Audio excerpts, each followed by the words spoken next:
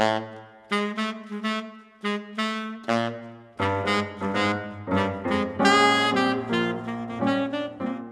right, welcome, Stephen, to the Everything Saxophone Podcast. I'm so happy to have you here. Thanks. I'm glad to be here. Yeah, I have to thank Rulon Brown from Key Leaves because he's the one that introduced us. And I started listening to some of the recordings, and in particular, the first thing we're going to be talking about, which was one of the recordings from your performance where you won first prize for the young concert artists. It was an international competition. You won first prize in 2019. I want to start with that. I want to start with how you got involved with that. What the audition process was like, the pieces you played. Give us the whole 9 yards. Yeah, sure. Well, Young Concert Artists has really changed my life. And so I'm really grateful to them. So I'm always happy to talk about that audition. They call it an audition instead of a competition because one of the things that's unique about it is that they could have no winners. They could have 10 winners in 1 year. So really what you're auditioning for is being on their roster for artist management. Wow. And so I won in 2019, and that offers a 3-year management contract. And so the performance that you saw was actually my debut recital for young concert artists. And so what that means, or really like historically what that means, is that, you come to New York City and they bring in reviewers from like the New York Times and from the Washington Post, and they're industry professionals, conductors, recording engineers, and of course their audiences as well. And it's their first time getting to hear you. So Young Concert Artists was established to sort of take young, talented musicians and put them in front of people that can help make their career, for the rest of their career. That's the performance that I think you were able to see. And of course that was different in the virtual space. But in a way it was able to reach a heck of a lot more people than it would have otherwise, even though there was no one actually sitting there in the hall. Oh gosh, that must have been hard. I know it's hard. I'm shooting videos all the time, and it's hard to talk to a camera, but it's even harder to play to a camera. Can we just go to left field for a second and talk about that? How that felt? Yeah. Oh man. By the time it was happening, I was okay. But I think I was having like withdrawals before the concert because, I had been working for something like this for my entire life. And so I was like, oh, I can't wait to actually have this thing and play in front of people. And so when I realized that, of course the pandemic was happening, but they were going to still go ahead with debut recitals, I was at first just so like upset about it because I wanted that experience of being in the space with those people. That's what I had really envisioned, for a really long time. And, but I think that ultimately that made me sort of turn a corner and say, well, how can I make this virtual space the most effective that it possibly can be?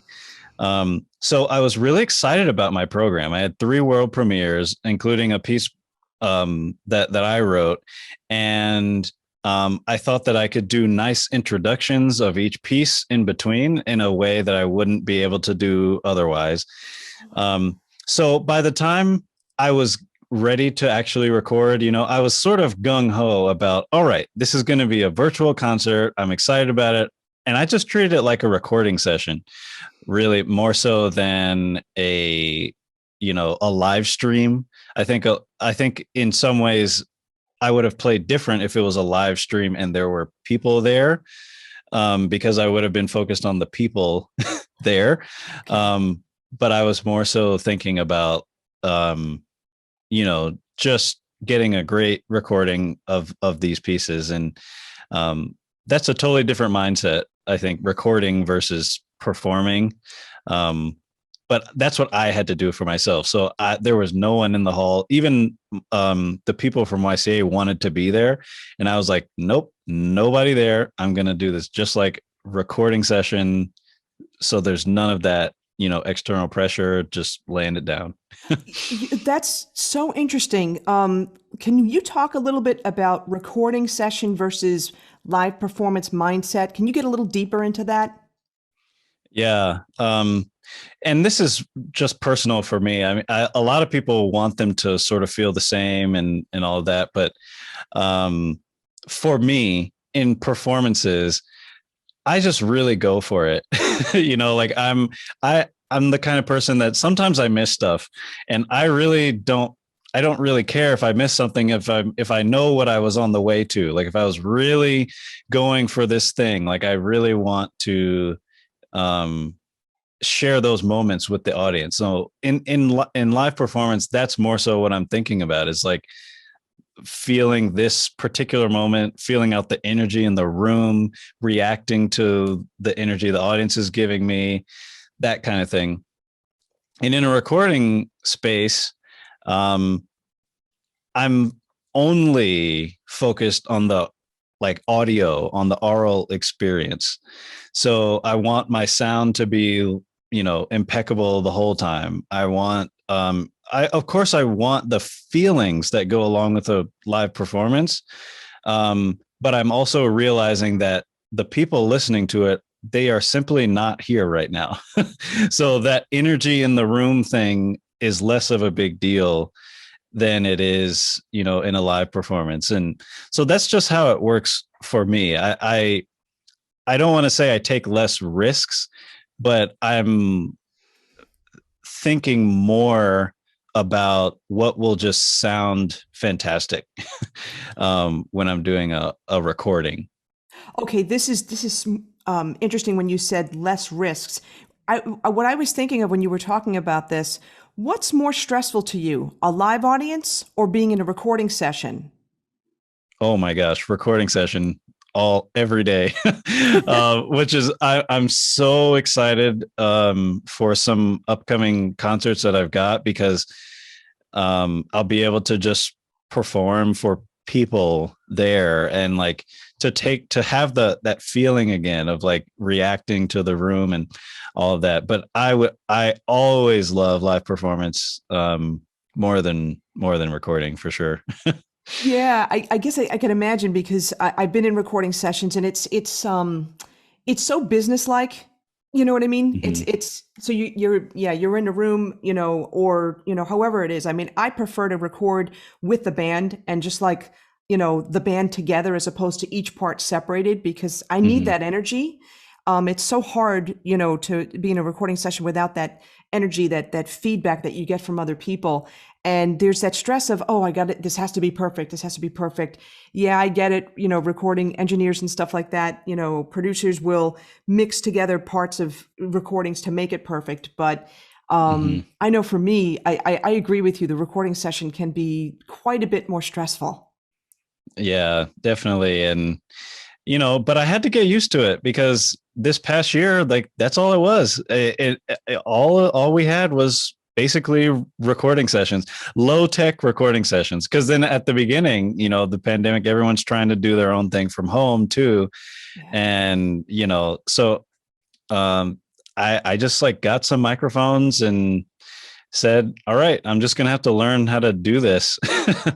um, but so I think I've gotten rid a little bit of my fear of recording, which is nice. But I'm definitely excited to have a little bit better balance between live and recorded stuff in the future. Yeah, for sure. And so you could kind of say the benefit from the pandemic was that you learned more about recording, you got better equipment, and this is something that uh, could possibly be a future, whether it's a source of revenue or just another way of reaching your fans.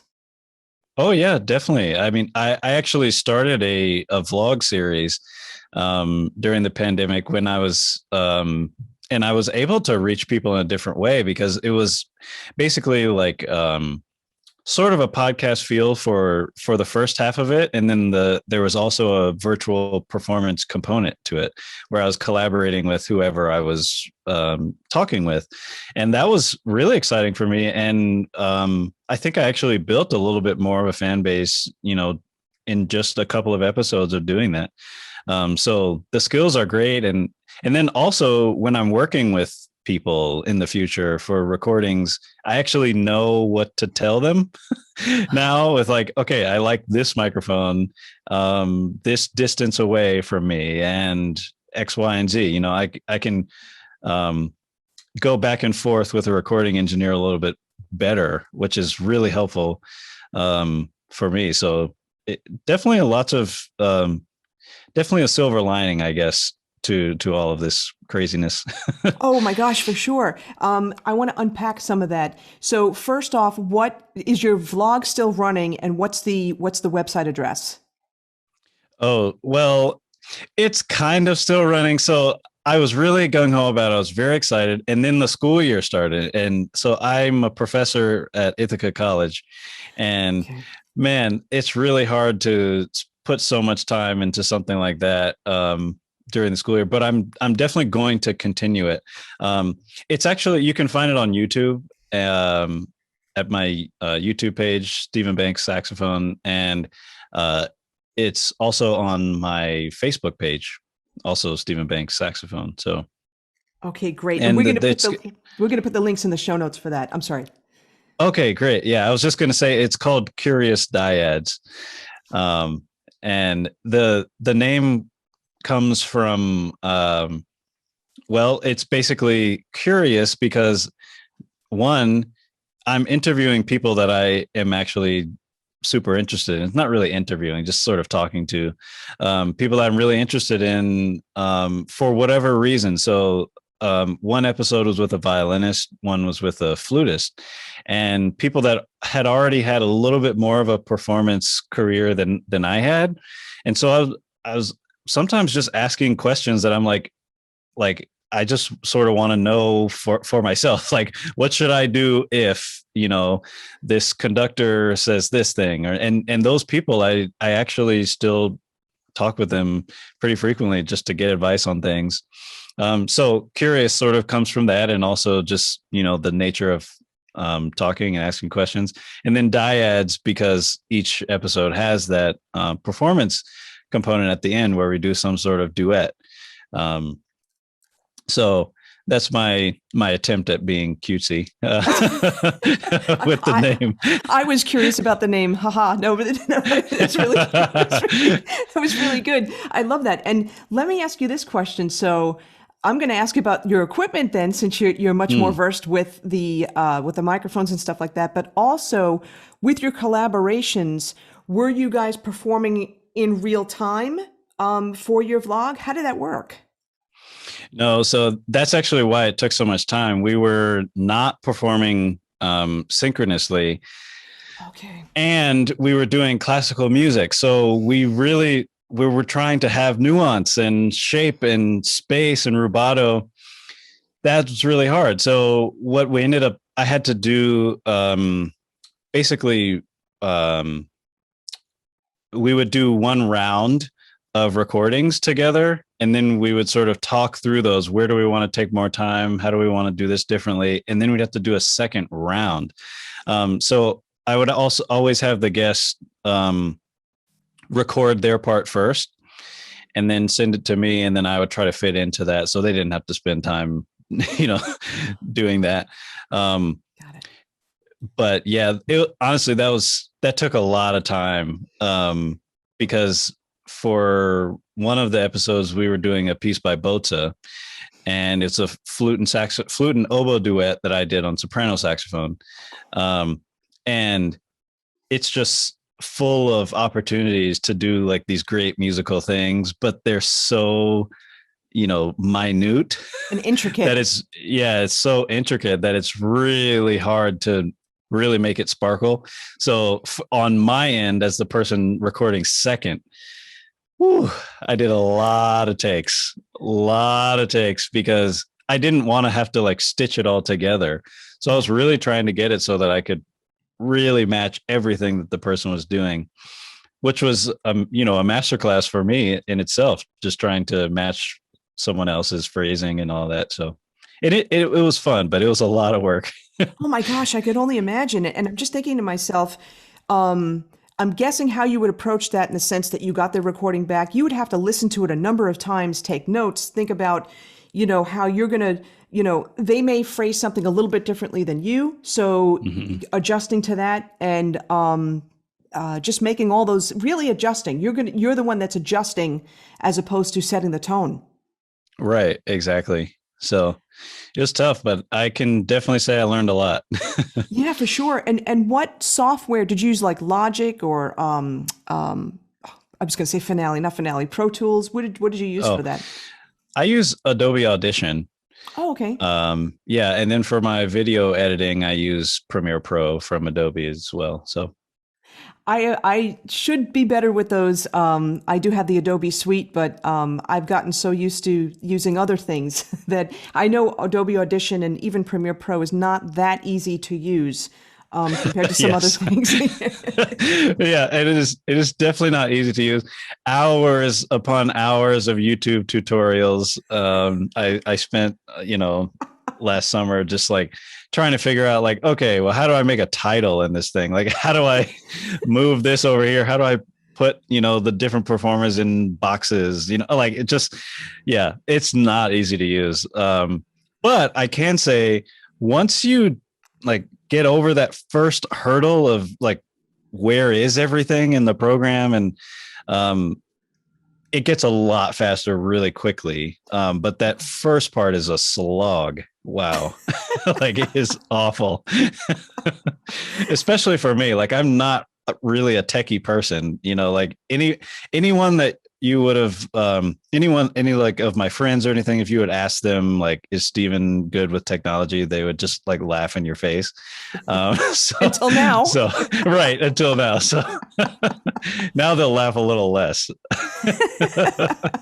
Well, that's awesome. That's so cool. Yeah. And now I'm going to stick in the technical end. So we talked a little bit about programs, microphones. So you said you really also got a big education in terms of microphones, in terms of your placement, you know, from the microphone. And of course, that's, I think, going to vary with regard, of course, it's going to vary with regard to the different saxophones that you're using as well. So can you talk about that? Yeah. So for playing, I find that on the classical end, but really in jazz too, like I really like the sound of ribbon microphones. So I was using sort of a pretty cheap ribbon microphone. It was MXL R144. And it's pretty cheap, but in terms of like getting a nice dark sound that's picking up everything you want and not the things you don't, it really worked for me. And it's a step up, you know, from like having a condenser microphone or something like that. It's just a little bit more direct and probably more for like talking or picking up singers, things like that. So it was able to round out the sound and sort of get rid of a few of those upper overtones.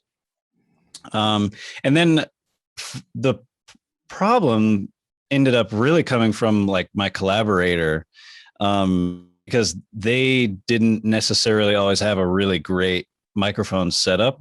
So that was another part of going back and forth, is like trying to help them figure out what they were going to use. Cause sometimes they were just using like a Zoom recorder, and then so if I'm using this fancy microphone and they're using a Zoom recorder, then that doesn't sound great. But ultimately, we figured out ways to even make things like a Zoom sound really good, just based on placement and stuff. But for me on saxophone, I like some distance between myself and the microphone, because as a classical saxophonist, I want the listening experience to be like it would be if you were sitting in the hall. Got it. Not like it would be if you're like in the room with me at like Smalls, you know, jazz club or something like that. Like I don't want it to be like that. I want it to be sort of a clear sound, but it should have that sort of glow of the room that a nice hall would provide. So I'm usually like at least 2 feet away from the microphone, sometimes not even playing directly at it.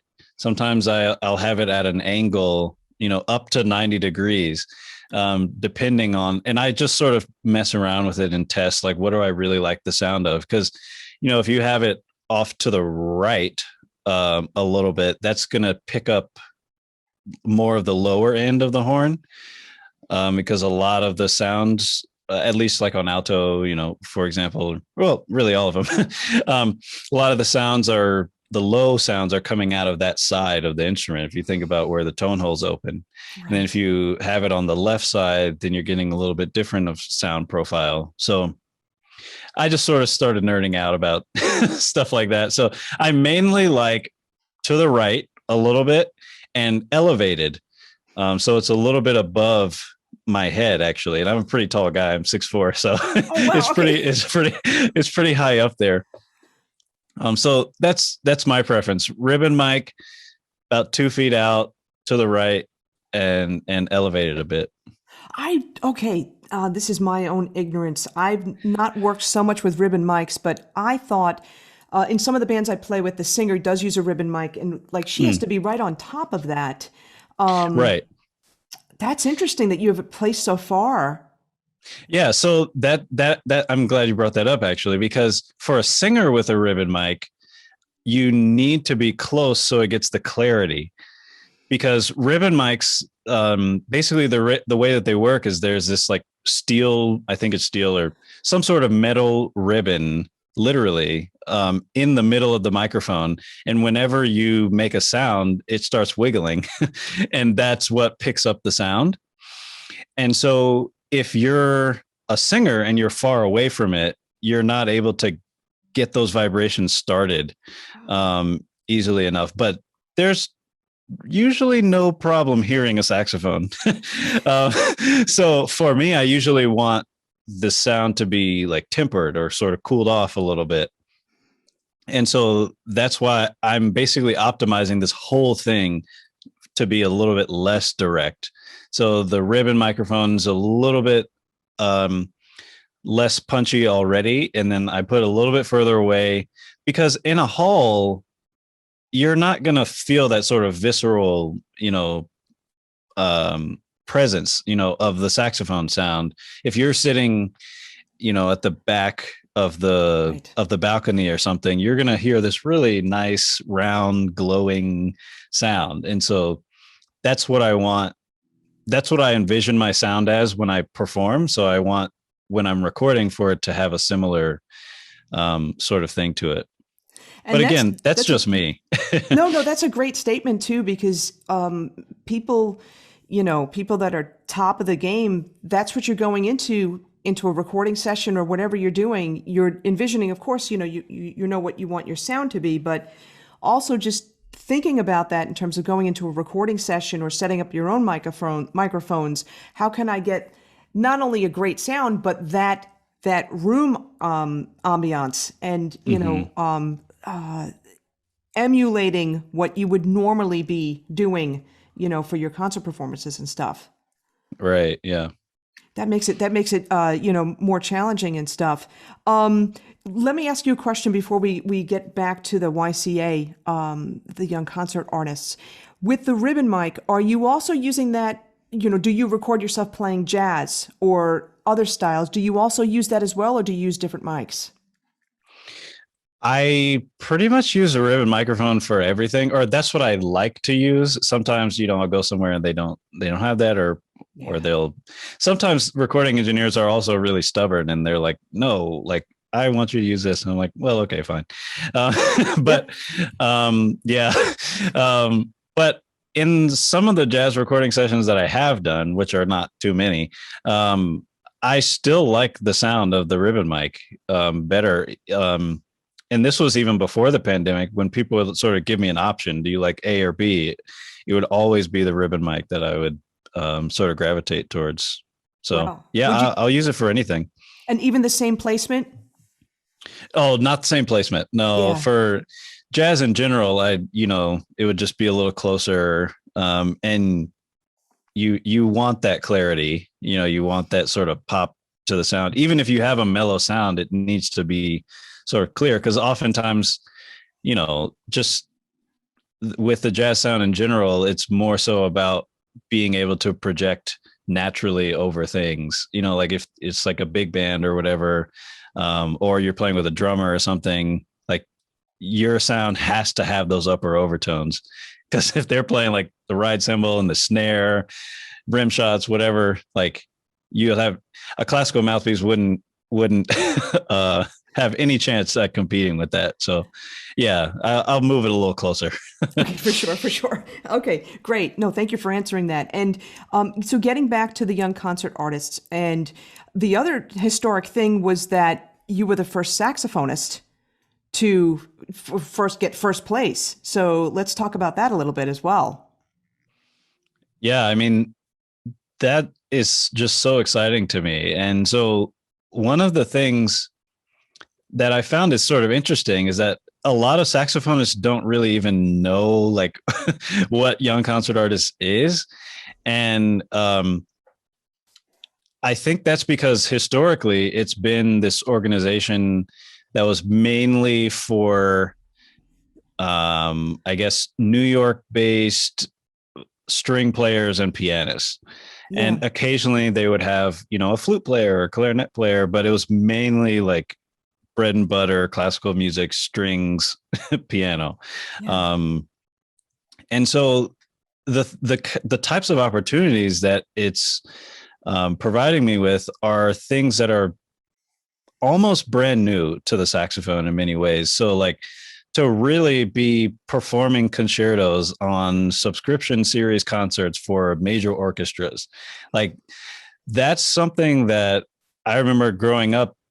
I mean, I didn't know what all those words meant. Like I didn't know what a subscription series was. I did, but like, I just remember thinking like, I want to go and play concertos with big orchestras. Like that was one of the things I wanted to do because this was the music that I loved. And I didn't realize there were so many barriers to that. And so being with YCA has just given me the opportunity to break down some of those barriers. And so almost everywhere that I go, it's the first time that they've had a saxophonist doing X, like playing a concerto or on their chamber music series or whatever it is.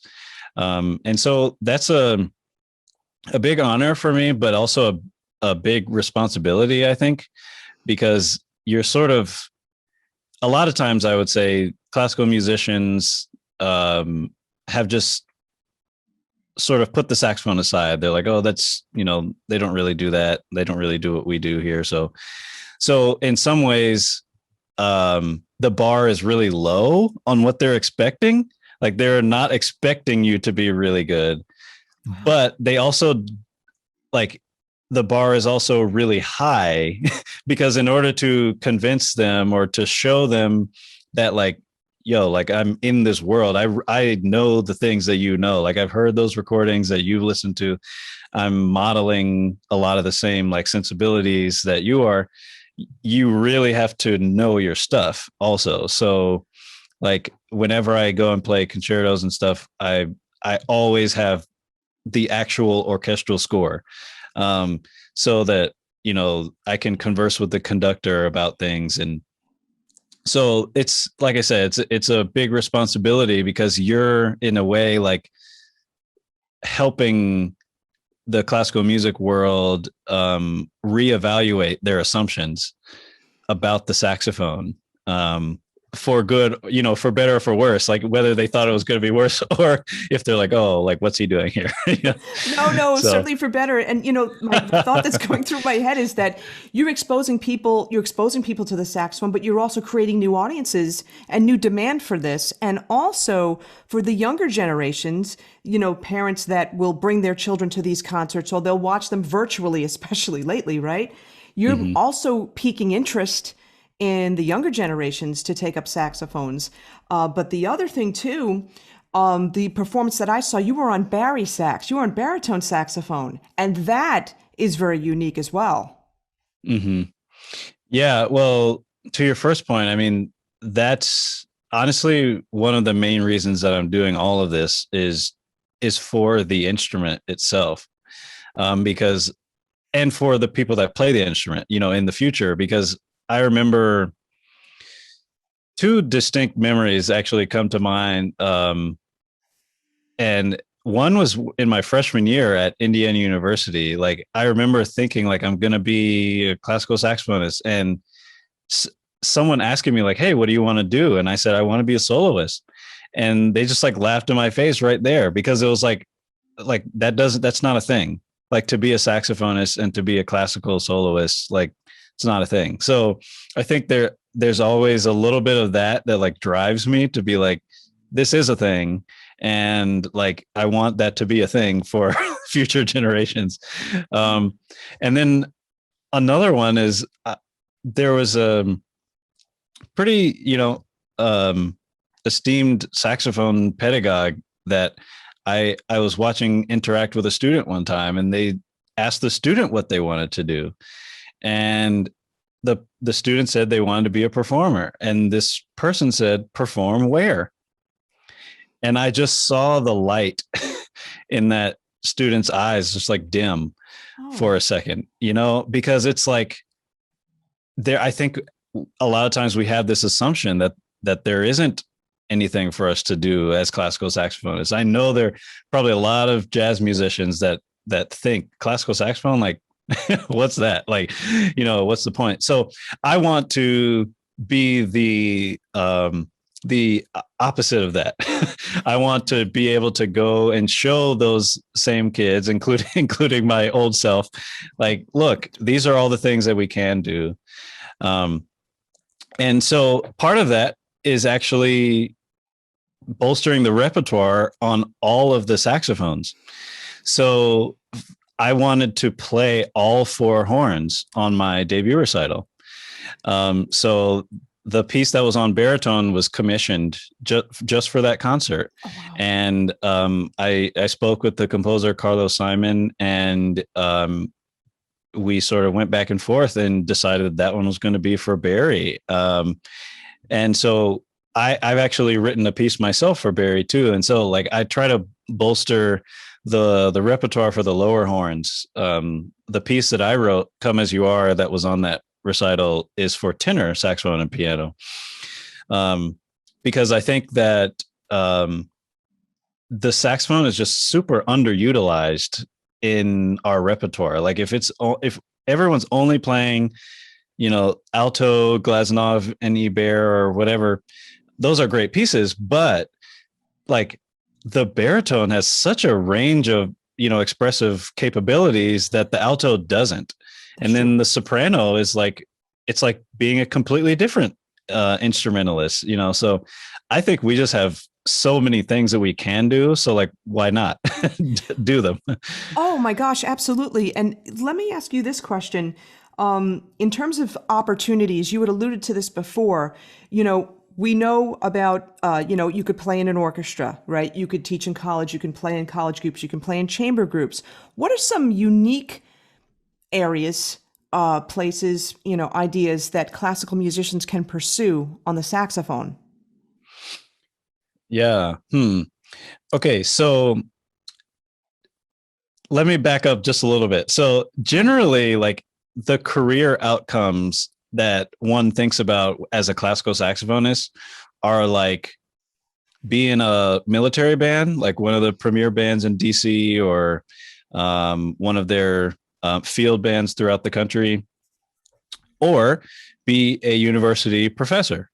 Like, those are sort of the tracks that people think about. And on the university professor track is oftentimes the opportunity. Well, actually, no, that's not true. On both tracks, outside of those like main professions, you can do things on the side, which are like play an orchestra gig every once in a while. Like if someone's asking for pictures at an exhibition, for example, or Romeo and Juliet or something. So you do it every once in a while. Um, the thing that is not super common is the freelancing classical saxophonist that can make a living from doing that. So with the interesting, so in a way, the fact that someone would be doing chamber music and playing with orchestras and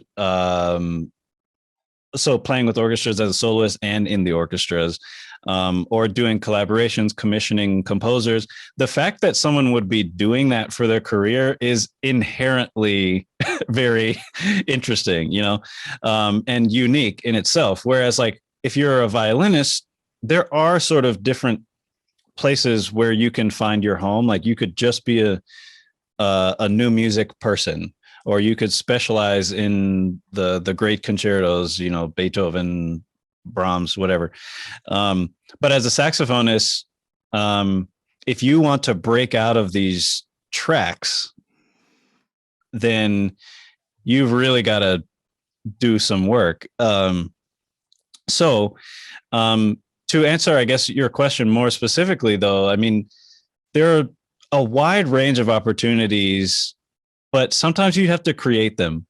So you can play with orchestras in the orchestra, like to be a sub sort of with the orchestra. But in order to do that, there's no audition process like there is for a lot of the other instruments. Like if you're playing with, you know, X orchestra, they're going to have an audition for the principal clarinet. But if they have a saxophone thing, they're not necessarily going to have an audition. I'm pretty sure they won't have an audition. They'll go off of sort of word of mouth, like, who does so-and-so know in the orchestra? And so one of the things that I've done previous to Young Concert Artists is I just sent my resume and a couple of recordings of excerpts to orchestras to say, you know, I would be honored if someone listened to this because they might not. And, you know, I sent a lot of them to orchestras that probably no one ever listened to them, but some did. And that led to things. And so you sort of have to be entrepreneurial because there aren't necessarily like full-time jobs, you know, in being a saxophone classical performer outside of that university professor track and the military band track.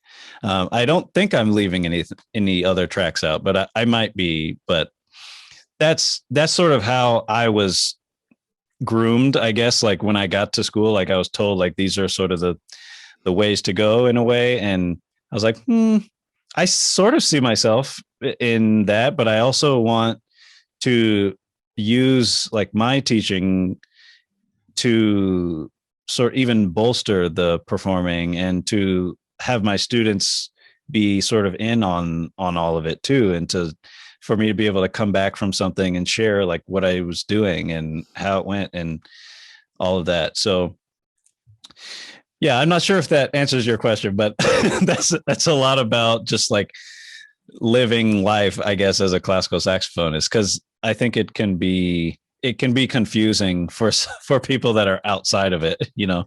Oh, absolutely. And I have a few thoughts in mind right now, but in terms of, living life as a classical musician, number one, also educating music educators in schools, not just colleges, but in schools as to other opportunities that are out there. Number two, educating students as to the fact that they're going to have to be entrepreneurs. It's not the same as even 5 years ago. It's not even the same as 20 years ago, 30 years ago, whatever it may be. It's totally different. And a lot of people still have those beliefs from 30 years ago. This is what you do as a classical musician. Case in point, in terms of being entrepreneurial, I know a lot of people, and yes, they're jazz musicians, but also I know, I've seen classical musicians, more so strings, but they had the mobile vans that were going around during the pandemic and bringing chamber groups to, local cities or local towns and doing these impromptu concerts, opera singers doing the same thing. And I was just thinking for you, and also my classical saxophone friends, of maybe you have these curious dyads, right? Maybe if those are people that live close to you, or even if you get into the city, going to a park corner or something and setting up, and just playing a concert, or even, where you're teaching. At Ithaca College, I know it's a college town, setting up those opportunities where it'll certainly garner interest, but also it may provide other opportunities. I'm just throwing it out there. Yeah, it definitely does. And, I think one mistake I think a lot of classical saxophonists make is trying to appeal sort of to each other, to other classical saxophonists, like trying to do projects that might be interesting to classical saxophonists. But with what you're saying, this is really just getting to the heart of music making and just like taking the music to the people and just playing what you have, and there's something incredibly powerful about that, about not getting sort of stuck in your own world and just taking what you already have out there. I say that in partially because like the saxophone repertoire, like the music that we play, we have a nice little body of repertoire, but a lot of times we don't perform the music that we learned in school, because we're trying to do commissions and we're trying to play the most contemporary sort of crazy stuff that's going to be appealing to saxophonists. Like, wow, how are they doing that? That's so whatever. But I find now when I'm programming concerts that I think I just want to play stuff that people will like, like I and maybe challenge them a bit, but like, I want people to sit there and like enjoy the concert. And that's something that it sounds very simple, but it's something that I think classical saxophonists and musicians in general sometimes forget about, because we get really stuck in like, I want to be better. I want to be able to do something crazier. I want to, be able to play louder or faster or higher, whatever. But most of the time, general audiences like just want to have a nice time and hear something they like. So if you take it in your van and just go out and do a duet that sounds really nice, like that's something that's what we're trying to do anyway. Yeah. Oh my gosh. It's so funny that you're saying that, because so many jazz musicians that I talk to, it's a conundrum between playing, really getting into bebop and really complicated music versus, does the audience want that? Or can you create an audience for that? This is so interesting that a classical musician is saying this too. And my first thought is that sometimes the hardest thing to do is to play a melody really, really well, where you're really, really connecting with the audience and inspiring them. Yeah. Oh my gosh. Exactly. For sure. And I think that actually sort of tying this back to YCA, when I auditioned for a young concert artist, I played a piece by Mozart. Actually, I played it on my debut recital as well, the Mozart Oboe Quartet. And in the classical realm, oftentimes like Bach or Mozart, sort of earlier musics, have a similar sort of effect as what you're talking about with like just playing a melody in the jazz world, or being able to really play a ballad well, so it's like, if you can play Mozart, which is super simple, like a lot of times the actual harmonic and rhythmic range, context of it is like not that crazy. But if you can do it and make it sparkle and give it the right character all the time, that's something that I think can really, hook people. And there's something about like simplicity that is really complex. Like that's really, really hard, because then you're like, all right, well, did my vibrato sound good on that note? Like, did the vibrato like enhance this thing I'm doing, or did it distract from this thing I'm doing?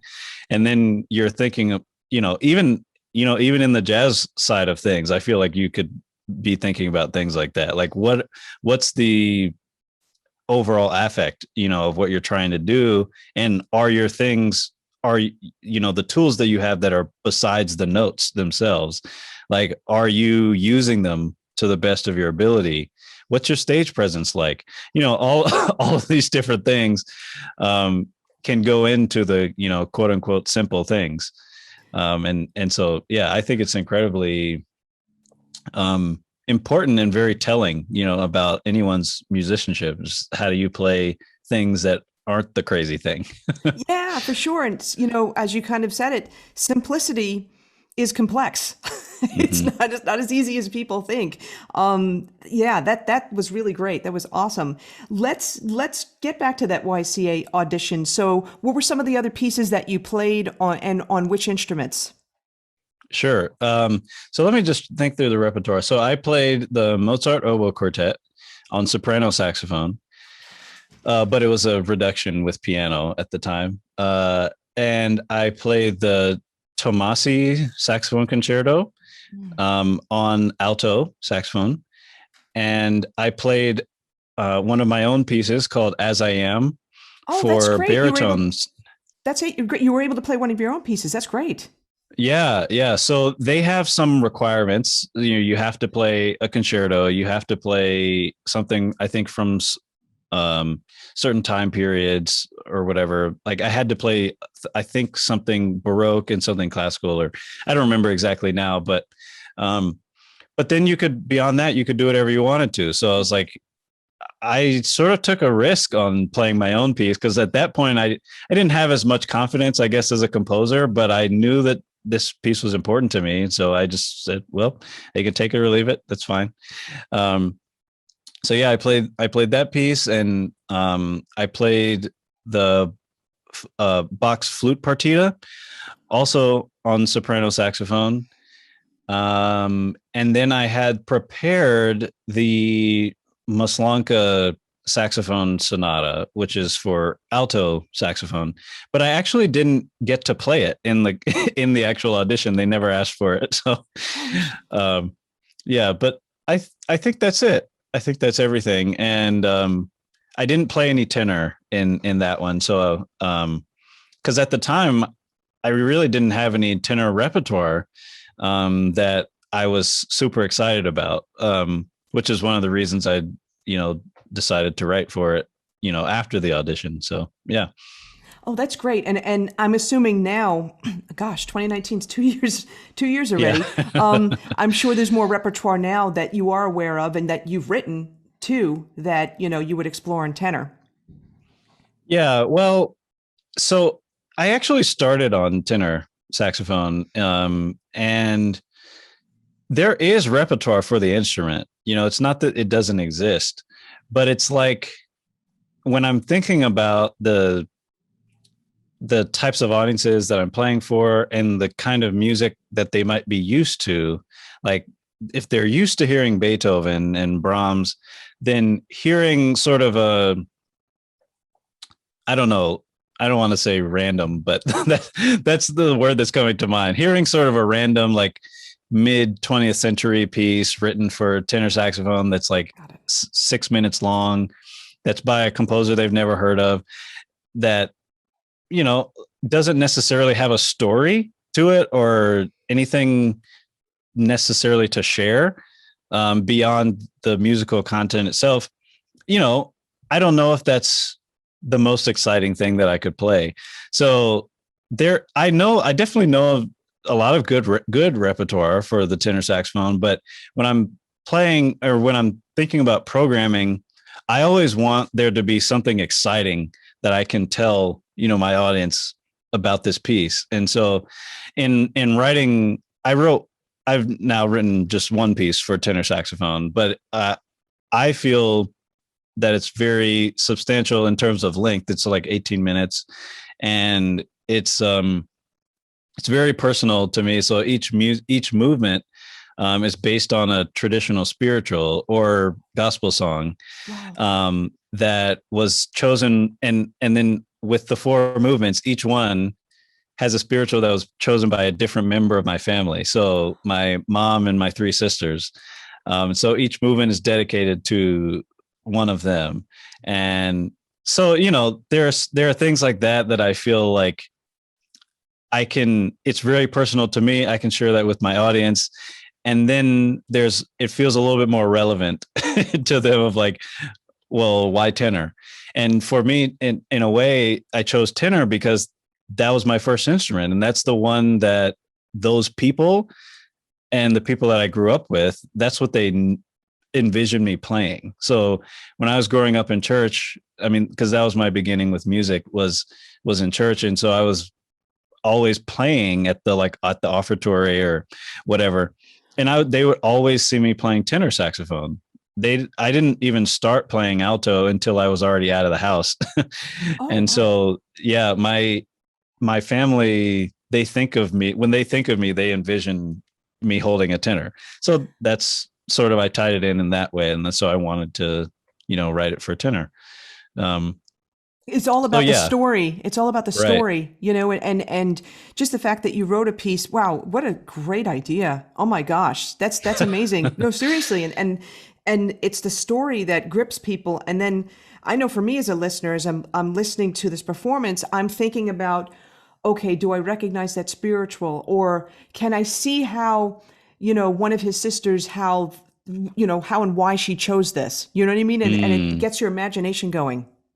Right. Yeah. And that's fantastic. And then everyone's going to be thinking something different too, which is one of the things that I really love. And so, I think in a way, these are some things that a lot of times people don't associate with classical music, like this sort of real connection, heart to heart from the performer to the audience. I think sometimes I definitely see this in my students. A lot of times my students will think that, when they're playing classical music, there are rules and they have to be in a certain context, but then they might feel more drawn to jazz because it's like more free and you can like be more expressive, like do it. But in my view, they're I don't really think of them in silos like that. Like I don't consider myself to be a jazz saxophonist because I have so much respect for people that are really good at jazz. But I was a jazz minor in my undergrad, and like I can like sort of, and I had a job as a director of jazz studies at a university for a little while, but I Wow. was um I I didn't even feel like I should be doing that because it's like, yeah, and I could comp with my students or whatever, and I understand the harmony, but when it comes to really improvising like in the tradition really well, like that's not me. So but I do think that a lot of the expressive tools that one learns by improvising or by being understanding like how to embellish a melody or whatever really translate to playing classical music. Like if you're playing, I'm sort of going down a rabbit hole here, but No, no.